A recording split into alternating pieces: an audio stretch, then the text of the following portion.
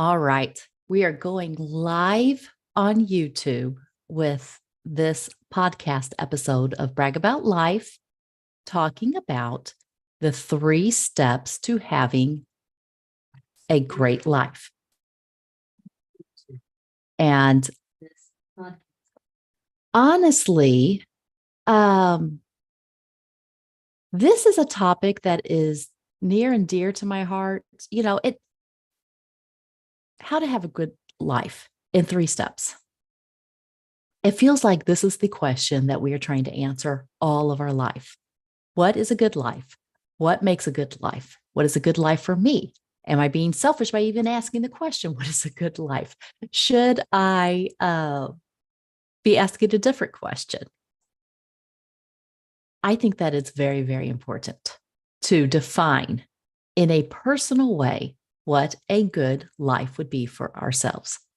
And so that's what I want to dive into today, because if we don't know what it is that we are searching for in life, then we are just not going to achieve it. There are really only 2 ways of going at our life, and that is passively or actively. And so many times, people that are passively going about life, well, number one, that's not going to change unless they hear this podcast. But if you have actually taken the time to click on this video, this podcast, so that you can listen to it, so you can watch the video about it, so that you can think about this tells me that you are not the passive person that the general community is. This tells me that you are curious, at least, and you are probably lean towards an action taker. So I want to simplify this down. So one of the reasons why I want to talk about this is because for years I was resistant to the idea that a good life should even be a goal. In fact, I did a podcast last week. I did an episode called Good Life Guilt. And it's the idea that, or it's a feeling that we have when we recognize that our life is good, and then we feel bad because we can see that it's better than maybe somebody else's around us. And I debunk that myth. Here is another one. The very first step to having a good life is the belief that a good life is a good thing. So why do I even say that? So I get this concept out of Genesis, and God, the creator, is creating the universe, and he is going through, and he's doing it very systematically.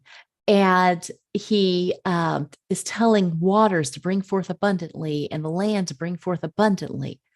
And he is expressing this concept of abundance. And then he says to man, be fruitful and multiply and replenish and subdue and have dominion.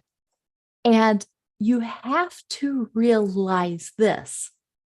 There are 2 viewpoints of the world. And one is that we are in a scarce world with scarce resources. And that for me to have more literally means that somebody has less. And then there is the idea of abundance, as in, the more that I create, the more there is for other people. 2 models. Number 1, 3 steps to having a good life. Step number 1 is deciding which model you're going to live under. Now, as a Christian, you would have thought that I would have been well versed. I mean, I started attending church when I was 7 years old. You would have thought that if the abundance model is God's model, the creator of the universe, the more you create, the more there is, then I would have been well versed in that by the time I was an adult. But not if we're not thinking about it. The world mindset of scarcity is so strong and so prevalent that even those of us who had words and beliefs that said, yeah, I believe what God says. Well, you got to check that, because I wasn't. And I was not believing what God said about abundance versus scarcity. I just fell into this passively accepting, yeah, if I have more, somebody's going to have less. If I take a slice of pie, there's less pie for everybody else. Totally ignoring the fact that at any time I could have gone out and planted a peach tree and grown more peaches and created another pie and created an abundance of pies and then started selling pies and then having more pies and more pies. That's abundance. Scarcity is believing there's only one tree, so we got to take care of it and we've got to ration it, and everybody only gets one slice of a pie. So if you believe in the abundance mindset, then you, in this notion of abundance, you're going to have a very different experience of life than if you believe in a scarcity mindset. You're going to be more focused on creating. If you have a scarcity mindset, you're going to be more focused on making do. Here's the good news.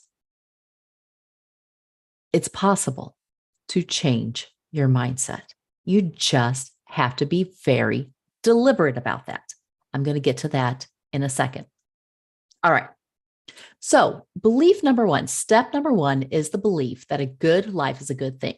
Now, why do people think that a good life is not a good thing? Well, I just said some of them are so signed up for the scarcity model that the world mentality models for us every day instead of the abundance model. In fact, there is an excellent book on this about, it's called Superabundance. That really debunks this. I don't even think the guy is a Christian, but he gets into this in a way that just proves over and over again how abundance is reality and scarcity is a false theory. Abundance is reality and scarcity is a false theory. So you believe in scarcity over abundance. So you think that having a good life means that there's going to be less for somebody else. And that would make you a bad person. And then you don't want to do that. So that's why you would not want to have a good life. So you would not believe that it should be a goal of yours to have a good life. Another obstacle to step number one is that, well, I've already talked about this one, that you've just never thought about it before. So this is the whole point of the video, is so that you will think about this. But another one is this. You think you don't deserve it. You think there's something inherently wrong with you. You have signed up for the notion that life is about suffering and I should be punished, and suffering is good and suffering is godly and suffering will be more beneficial. Now, I am here to say this. I believe that suffering is a very real experience in life. However, I believe we have options of what we're going to do about our suffering. I believe we can sit down in the pain and just stop right there, or we can fight against it and struggle with it and say that it shouldn't be so, but not actually take actions towards moving us out of it. Or I believe that even in the suffering, we can take this viewpoint of there is something here. I am going to take this suffering and use it to my benefit. This will be a net positive benefit in my life someday. I believe that that thought is the thought that will help you traverse suffering, pass through suffering, get something that will help you move forward in your suffering until you're on the other side of it. If you believe that there is a net positive gain to your suffering on the other side. One of my favorite things to do is to help people, show them how to take their pain from their past and use it to their gain, as in help them coach others through something that they have conquered through their past. My second favorite thing is to help somebody conquer their pain in their past. If that sounds like you, send me a message. Make sure you reach out. I can show you, talk to you more about what that looks like. But Sometimes we just get stuck in this I am suffering because I deserve suffering. And that's not true. Suffering exists. What are you going to do about it? It's a totally different, it's the difference between a passive and an active mindset around it. Now, look, there are times that we bring suffering on ourselves. If I eat 4 slices of pizza on a Saturday night, I am bringing suffering on myself, anguish to my digestive system. I love pizza, but 4 slices is a lot. That is self-inflicted suffering. But you know that I'm talking about bigger things than that. I'm talking about, and even then, small suffering, large suffering. Am I going to wallow in it, or am I going to learn a lesson from it?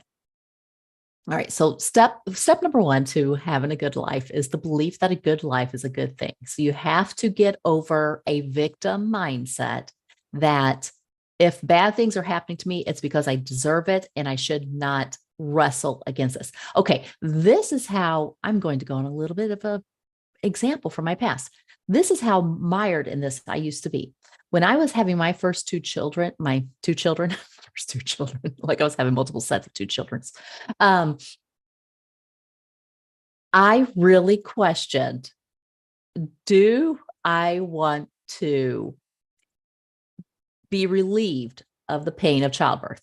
There was a part of me that believed that God had ordained childbirth suffering. I mean, look, it is painful bearing children, but that to try to alleviate that in any way would be me trying to escape a punishment. Okay. That is wrong on so many levels that I can't get into it in this episode. But that is an example of a victim mentality. That is an example of seeing God as a God of scarcity instead of abundance. That is you just have to ask, do you really want to sign up for that as your view in life? Because you're going to get the consequences of that. I mean, for years, I was on the scarcity mindset and I suffer the consequences of that. Okay. I'm going to get into how the mindset of scarcity versus abundance really affects us in step 3. But let's move on to step 2. So let's say that you believe that a good life is a good thing, that if I have a good life, it is good not only for me, but it's good for everybody else. And it's so true. By the way, one of the things that would define a good life would be a good life is that at the end of our life, there's a net positive benefit that we left to those behind us. We gave more than we took. I think that would be a definition of good life, which brings me to step number 2, which is define what a good life looks like for you. We're never going to hit anything that we do not define. Now, this might sound like it's way too big of a goal to do all in one setting. So maybe define what a good day looks like. Maybe define what one simple goal of success would look like for you. Maybe just define the difference between good and bad. We literally have to put a concrete image out there of what good looks like before we can achieve it. We are not going to hit these goals accidentally. Nobody is just going to passively coast, be carried along in this world, and then have good things come to them without them having actively participated in the pursuit of this happiness. So you have to define what that is. You have to. Now, this is just us taking an active participation in our life, in our current reality, and in our future. So take time to define it. Now, why do you not want to define your life? This was such an epiphany to me. I heard Jordan Peterson say this, something along the lines of, the problem with defining your life is this: when you define what you want, you also define what failure looks like. And we as humans hate failure on so many levels. So I'm putting that out there. If you are having a hard time defining it, it might be because you're very, very resistant to finding out what failure would be. Because here's the deal. If I don't want anything, I can't be disappointed if I don't get it. There is disappointment when we pursue after something and we don't receive it. There is also disappointment when we pursue after something and we haven't received it yet. The Bible says, hope deferred makes the heart sick. But when desire comes, it is a tree of life. So you hoped for something and then it got delayed. The pain, the agony, how frustrating. But when the desire comes, it is a tree of life, as in it keeps on giving and giving and giving. To have a good life, step number 2 is to define it. And then to be aware that there are going to be moments of hope deferred, painful, and the desire coming eventually. And that's going to be a tree of life that gives you more and more in your life, bears more and more good fruit. All right. Step number 3 to having a good life is this: practice the correct model. You have to do the right things in the right order. So for years, I believed if I do hard enough, then I will have what I want, and then I will be happy. I will be content. That is wrong. It does not go from our hands to then we own and then we feel. It actually goes from being to doing, then to having. This is why there has been such an emphasis, and it's been such a needed emphasis, such a resurgence of emphasis on mindset work. But this is not a new concept. This thing goes back thousands and thousands of years to the very source text in the Bible. As a man thinketh, so is he. Be not conformed, but be transformed by the renewing of your mind, that you may prove, that's action. What is that good and acceptable and perfect will of God? That's the having of it. What's another one? Oh, I'm not thinking one right off the top of my head. All right. Oh, be fruitful and multiply and replenish and subdue and have dominion. So if you look at that verse in Genesis, God is giving instruction to his created beings to be fruitful. Be fruitful. What does be fruitful even mean? Well, it's our beingness and us bringing forth out of who we are. Be fruitful. So it's our thoughts and our feelings. I have another podcast that talks about thoughts and feelings are two different sides of the same coin. So we think, then we do, then we have. So you need to know that the model that works is not do, have, be, but actually be, do, have. So what we're being right now, the way we're thinking, the way we're feeling is driving our actions. So we're doing certain things and we're not doing other things. And then because of the things that we do and we don't do, we have certain results in our life. So how to have a good life? Well, you got to be better, do better, and have better. If you don't change all 3 of those things, then you won't have a better life. But even when I say change all three of those things, you actually need to change one of those things. A lot of times we focus on changing the actions without changing the mindset first. Understanding that our actions flow from our thoughts will change your life, because trying to do actions without changing your thoughts is trying to use willpower. And it's also trying to act without thinking.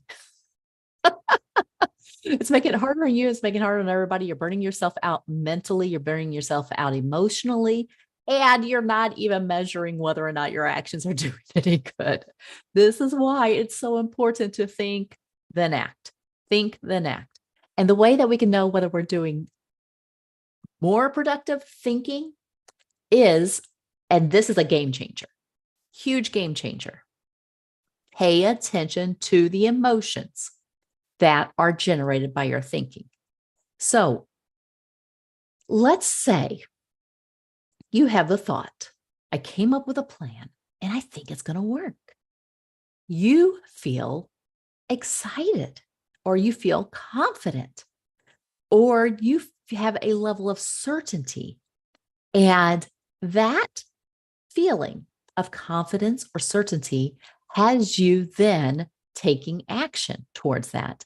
And you end up with a better result than if you'd had the thought, nothing I do is ever going to work. When you think nothing I do is ever going to work, you feel defeated. And when you feel defeated, you don't try new things. And then you don't have different. You have exactly the same as what you started with. All right. 3 steps to having a good life. Start with your belief that having a good life is a good thing. Secondly, take the time to define what a good life is. You can define it in smaller chunks, like, goal for today, a goal for a week, a goal for a month, a goal for 3 months, a goal for a year, a goal for 5 years from now. Play with all of those things. And then when you know some of the things that you would like to have better in your life, then practice the be, do, have model. If I be better, then I will do better and I will have better. This is how you coach yourself. This is how you can do it all by yourself. What am I thinking? How am I feeling? What actions am I taking? What results will I get from those actions?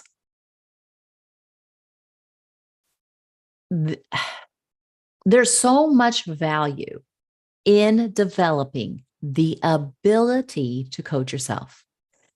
Developing the ability to coach myself has changed my life in every single way. It has made me a better wife. It has made me a better mother. It has made me stronger mentally, emotionally. It has transformed and brought alive my spiritual life. It has made me more authentic as a person. And it has made me desire to help others in a bigger way, because I'm not distracted by my own mess and my own thoughts. Learn to coach yourself. Learn how to have a good life, and truly understand this, that you putting these actions to work will be a blessing, not only to you, but to those around you. So when I was introduced to this idea that I don't have to settle for what I have, I can actually take action in my own life, what did that do for me? Well, number one, it gave me the belief that better was possible. Then 2, I started looking for the tools that I needed. 3, I started changing my mindset, my thoughts, one by one by one. And then 4, I decided everybody else needs to know this too. It's crazy that we don't. It's crazy that we're passively going through life, just letting other people decide for us what a good life looks like.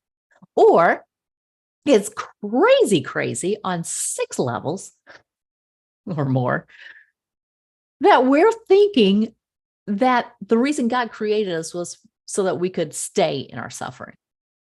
Like he did not, this was not a part of his goal, was for us to have an abundant life.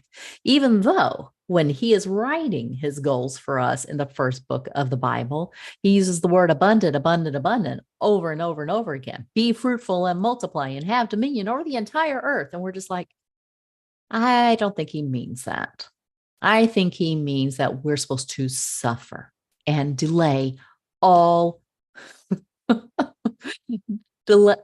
we will not see the reward of our good actions until eternity, until heaven. No, that is nonsense. Well, I think it's nonsense because I think if you really question the nature of Creator God, who created a world of order, then you understand that he has set in place principles that create opportunities and consequences and laws that govern the universe. And that if we will just pay attention to what they are, we can be fruitful and we could be more fruitful and we could multiply and we can multiply more. And we can experience what that abundant life looks like. And part of that experience is by defining it. All right. I hope this has helped. If you have any questions or comments, feel free to share them in the comments below. Make sure that if you'd like more content like this, that you subscribe to our YouTube channel at Brag Coaching, or you can find this in podcast form on Brag About Life on all the podcast platforms. If it has helped you, would you do me a favor and take the time to share it with somebody else that you think it might be a blessing to? It has been my pleasure to talk to you, and I will talk to you soon.